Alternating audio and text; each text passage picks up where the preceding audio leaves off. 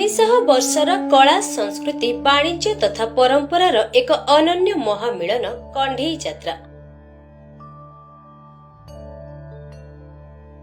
ପ୍ରତିବର୍ଷ ଆଷାଢ଼ ପୂର୍ଣ୍ଣମୀ ବା ବ୍ୟାସ ପୂର୍ଣ୍ଣିମା ଅବସରରେ ବ୍ରହ୍ମପୁର ସହରର ଖାସ୍ପା ସାହିରେ କେଉଁ ଆବାହମାନ କାଳରୁ ଅନୁଷ୍ଠିତ ହେଉଅଛି କଣ୍ଢେଇ ଯାତ୍ରା।